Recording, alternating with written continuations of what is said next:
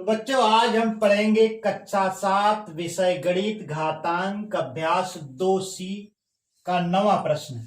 आइए देखते हैं। 0.00000001 का वर्ग रूप होगा। तो इसमें 4 विकल्प दिए गए हैं। पहला विकल्प है 0.01 का वर्ग, दूसरा विकल्प है 0.001 का वर्ग, तीसरा विकल्प है 0.0001 का वर्ग, चौथा विकल्प है 0.00001 का वर्ग। हमें बताना है कि कौन सा विकल्प सही है। तो आइए इसको हम हल करके देखते हैं। तो ये हो जाएगा आपका 0.0000001। यही हमारे प्रश्न में है। इसको आप लिख सकते हैं। कितने अंक पे देखिए दशमलव है? 1 2 3 4 5 6 अंक। यानी इसमें ऊपर नीचे आप गुणा कर दीजिए। दशमलव आपको हटाना है तो 0.00001 गुणे 1 2 3 4 5 6 इकाई दहाई सैकड़ा हजार 10,000 लाख 10 लाख 10 लाख से हम गुणा कर देंगे इसका दशमलव हटाने के लिए। इसके मान में कोई परिवर्तन न हो इसलिए 10 लाख से आपको भाग भी देना पड़ेगा। तो ये हो जाएगा आपका इकाई दहाई सैकड़ा हजार 10,000 लाख 10 लाख। यानी इसमें हमने 10 लाख से गुणा कर दिया और 10 लाख से भाग दे दिया तो इस के मान में कोई परिवर्तन नहीं होगा। तो आइए देखते हैं इसका मान आगे क्या हो जाता है। तो इसमें 10 लाख से आप गुणा कर देंगे तो ये दशमलव जो है 6 अंक दाहिनी तरफ खिसक जाएगा। यानी ये 1 के बाद लगेगा। यानी इसका मान कितना हो जाएगा? 1 हो जाएगा। और नीचे क्या है? 10 लाख आपका बना रहेगा। तो 1/10 लाख इकाई दहाई सैकड़ा हजार 10,000 लाख 10 लाख।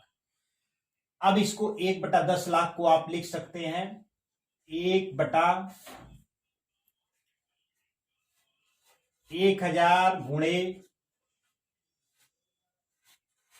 1000। या इसको आप लिख सकते हैं 1/1000 गुणे 1/1000। अब 1/1000 का मान क्या हो जाएगा? 1 में आप 1000 से भाग देंगे तो 3 अंक, इसमें 3 शून्य है इसलिए 3 अंक बाईं तरफ खिसक जाएगा। यानी इसका मान हो जाएगा 0.001। 1 के 3 स्थान बाईं तरफ खिसकने पर यह हो जाएगा 0.001। उसी प्रकार से यह भी हो जाएगा 0.001। अब यहां पर आप देख सकते हैं 0.001 का 0.001 में 2 बार गुणा है तो इसे आप लिख सकते हैं 0.001 का वर्ग। तो ये इसका मान हो गया। तो आंसर आपको प्राप्त हो गया। कौन सा विकल्प सही है आप देख लीजिए। तो दूसरा विकल्प इसमें सही है 0.001 का वर्ग। तो ये हो जाएगा दूसरा विकल्प। मान क्या है? 0.001 का वर्ग। तो इस प्रकार से हमारा 9वां प्रश्न हल हो गया है। आइए हम बढ़ते हैं 10वें प्रश्न की तरफ। 10वां प्रश्न हमारा है 0.05 की घात 3 का मान होगा। तो इसका पहला विकल्प है 0.125, दूसरा विकल्प है 0.0125, तीसरा विकल्प है 0.00125, चौथा विकल्प है 0.0000125। तो आइए देखते हैं इसका मान कितना होगा। तो 0.05 की घात 3 इसका अर्थ क्या है कि 0.05 का 0.05 में 3 बार गुणा। घात 3 का अर्थ क्या है? इसमें 3 बार गुणा।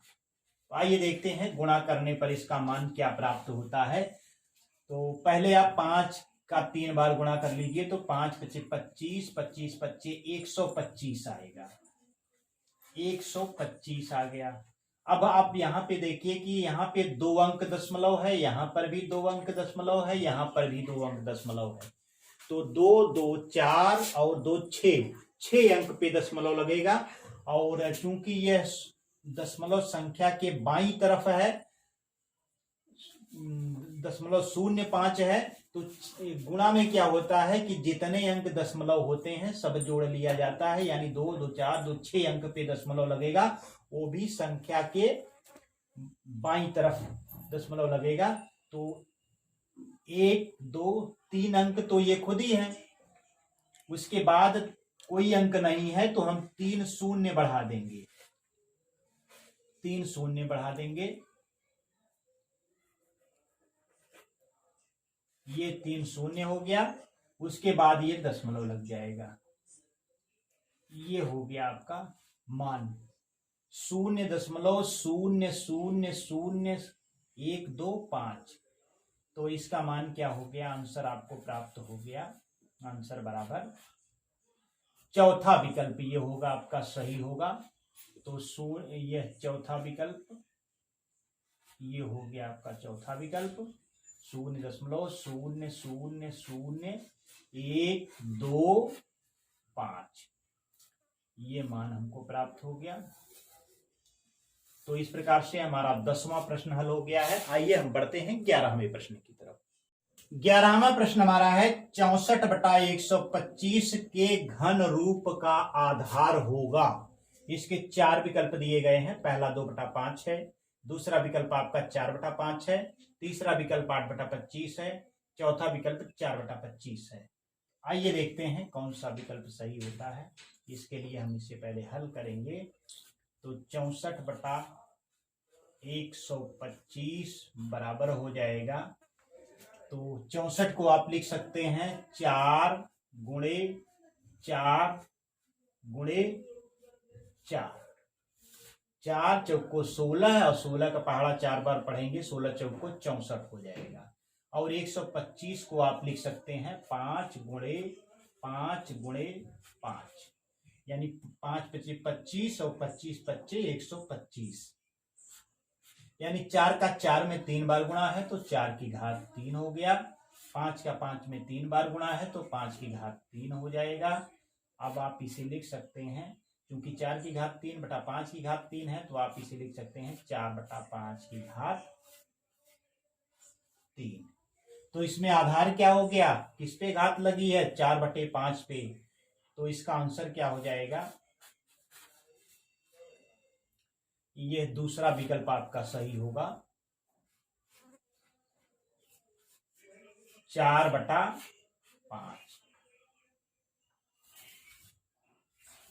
तो इसका आधार हो गया 4/5, जिस पे घात लगती है वही आधार होता है। तो इस प्रकार से हमारा 11वां प्रश्न हल हो गया। इसी के साथ अभ्यास 2C के सभी प्रश्नों को हल हो गया है। एक नए वीडियो को लेकर के, नई प्रश्नावली को लेकर पुनः मिलेंगे। तब तक के लिए नमस्कार।